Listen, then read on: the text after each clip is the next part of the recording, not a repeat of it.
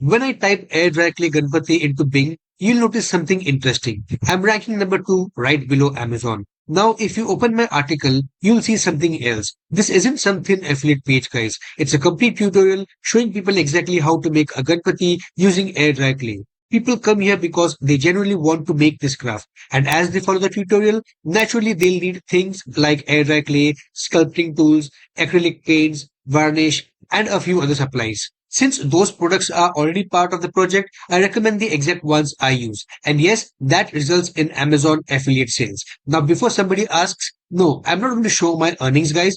First, I don't want to get into YouTube policies. Second, I don't want this channel to become another make money online channel showing screenshots all the day. That's not what this channel is about. What I'm going to show you is something much more valuable.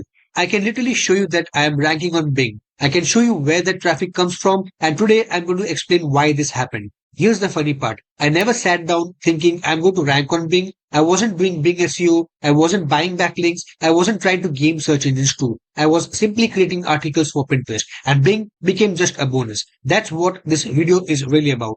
Most creators think ranking starts with Google. Everything they do revolves around Google. Google updates, Google penalties, Google volatility, Google AI. Meanwhile, they are completely ignoring other platforms where people are actively searching for ideas. Pinterest is one of them. When someone opens Pinterest, they already know what they want. They're looking for inspirations, projects, recipes, crafts, decor, gift ideas, DIY. That intent is incredibly powerful, guys. And if you build your content around Pinterest correctly, something interesting starts to happen. Pinterest begins understanding your content better. Search engines begin understanding your content better. And suddenly, your articles start appearing outside of Pinterest too, including Bing.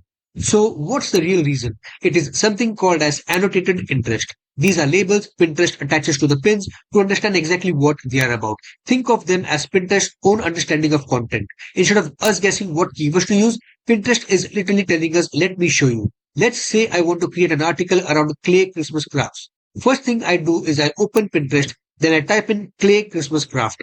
And then when you search, you'll see lots of pins. Now pick a good performing pin, copy its URL, and then head over to Pintrendo. Inside Pintrendo, there is a feature called as Annotation Explorer. Paste the Pinterest URL there, click the Analyze button. Now you'll see all those annotations associated with that pin. Pinterest has associated this pin with dozens of different interests. This is pure gold, guys, because Pinterest is literally giving you the context, not just one keyword, an entire topical map. Most bloggers never use this information, guys. They only optimize around one keyword. That's why their content feels shallow. Instead, I use these annotations naturally throughout my article, not by overstuffing them, not by forcing them. I simply write naturally while covering the related concepts. As a result, Pinterest understands the article better, and apparently, so does Bing. So the bottom line is, don't stop at one article. This is where most people fail. They write one article, publish one pin, and then they wait. Nothing happens. That's not how Pinterest works, guys. Pinterest loves topical authority. Instead of writing one article, build a cluster. If a main topic is clay Christmas crafts, don't stop there. Create 5 or 6 supporting articles. For example, clay Christmas ornament ideas, clay Christmas decorations, clay snowman craft, clay Santa ornament, and so on. Now, every article supports another article. Every pin supports another pin. Pinterest starts understanding that your website is becoming an authority on that topic, and something else starts happening as well.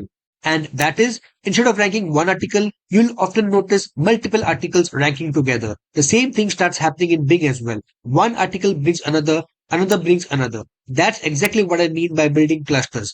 Don't think in terms of one article, think in terms of a content ecosystem. Now, some of you might be wondering, why aren't you talking about Google? Well, it's simple, guys, because I don't want my business depending entirely on something that's been extremely unpredictable. Google changes constantly. One update, your traffic goes up.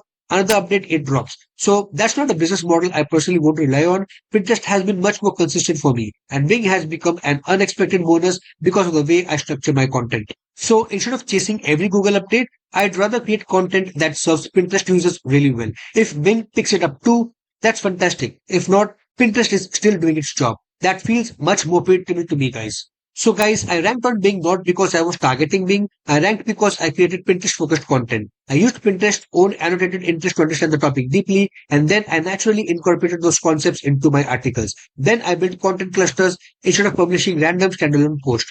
And when readers land on genuinely helpful articles recommending the supplies they already need becomes completely natural. That's how affiliate marketing should work.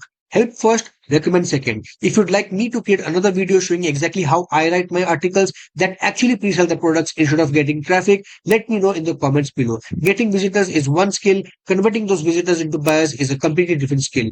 If enough people want it, I'll document my entire writing process from start to finish. And just like my previous video, let's aim for 100 likes. Putting together a complete walkthrough takes quite a bit of time, guys. And if this video gets enough support, I'll make that next tutorial my priority. Thanks for watching and I'll see you in the next one.